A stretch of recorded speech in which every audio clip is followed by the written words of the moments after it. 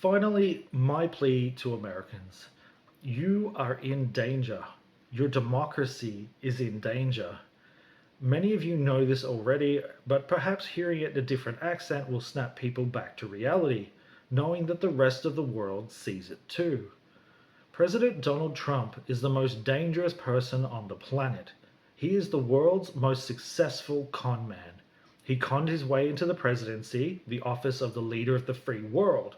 He attempted a coup on January 6 and failed, yet managed to con his way out of any consequences for his actions.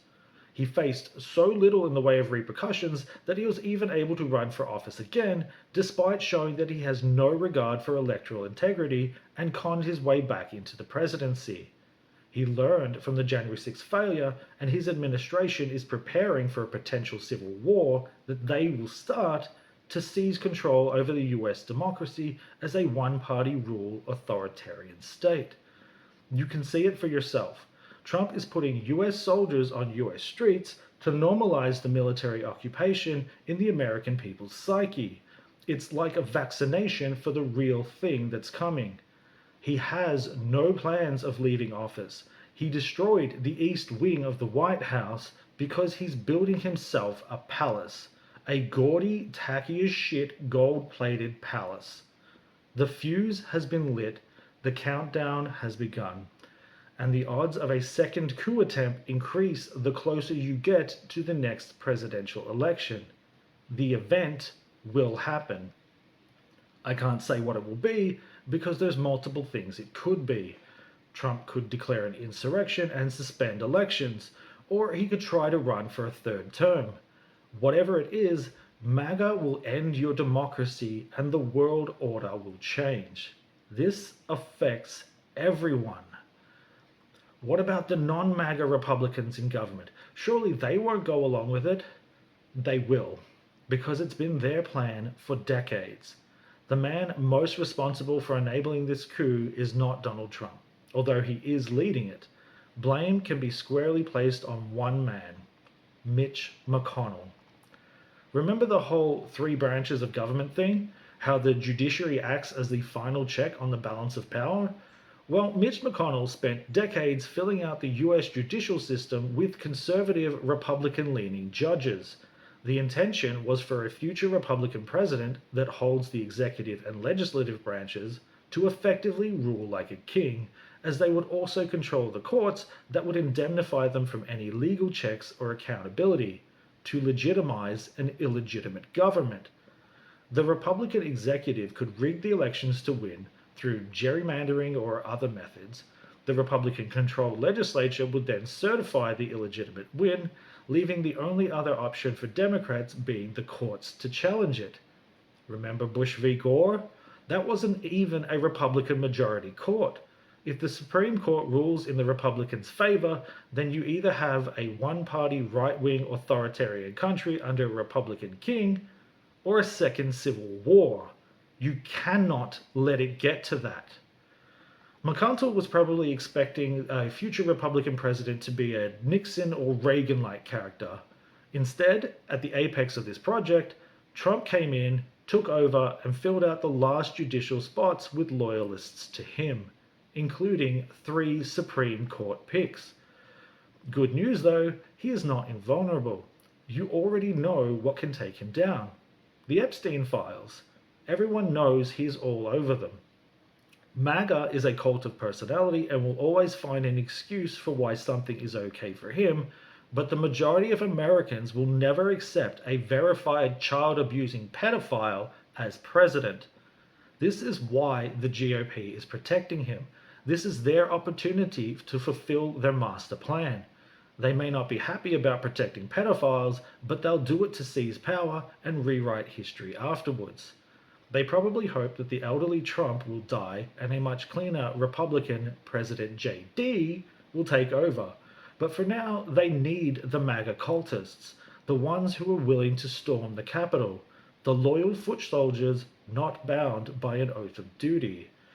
I understand that Americans have lost family members to the MAGA cult, and I'm not sure what you can do about that. Cults of personality are like religions. They see their person as divine, godlike. Whether it's Trump fans, Elon stans, or Swifties, they will find a way to rationalize an exception for their person, because you can't see the monster for what it is when you are inside it. They don't necessarily see the bad things that their side is doing. They live in filter bubbles that won't show it to them, but they do see the responses to it, which are perceived as a personal attack. They feel challenged, they feel scared, which causes them to stubbornly dig in their heels and double down on their beliefs. Emancipation comes from within. They have to come to that conclusion themselves. The problem is that some people realize it and they don't care. Ignorance is bliss. Maybe one day they will open their eyes, they will see MAGA for what it is, and they will have to reconcile themselves with their beliefs and their actions. The Epstein files are not the only way to bring down Trump. There is another. You won't like it though, because I don't like it. It's Elon Musk. Donald Trump insinuated that Musk rigged the election. He knows those voting computers, which rigging the election would be a criminal act. Now, the world heard this as Trump threatening Elon that he had dirt on him and that he needs to fall in line. That's what he thought too, but what he actually insinuated was, Elon has dirt on me. My election was fraudulent and Elon has the receipts. That's why Elon was allowed into the government systems. Doge.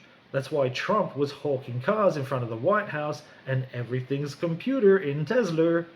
It's why Trump sat there fecklessly behind the Resolute desk as Elon's little brat shit-talked him in front of the whole world.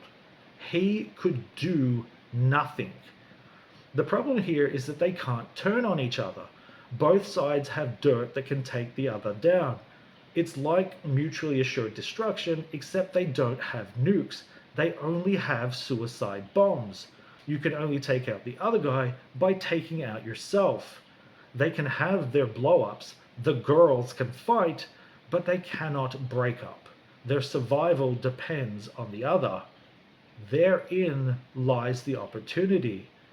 Democratic Party, you can get Elon to turn on Trump, but it will require you to take action, a very unsavory action.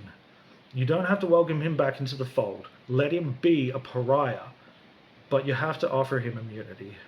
Immunity from prosecution for every crime in getting Trump re-elected and everything he did while Trump has been in office. Diffuse the ammunition Trump has against him, and he can freely turn. You can bring this nightmare to an end, but it will require metaphorically making a deal with the devil, because that's the lesser evil. Now, this appeal to Americans to save themselves is not entirely selfless on my part. Australia has hitched its wagon to the United States. Our government doesn't think for itself. We are your puppets. If you go down, we will likely go with you. We might not go down the path of a one-party authoritarian state, but our government will accept that you have. We will toe the line. There is no one coming to save you, America. You are the ones who save us. My name is Luke Hensley, and I thank you for your time.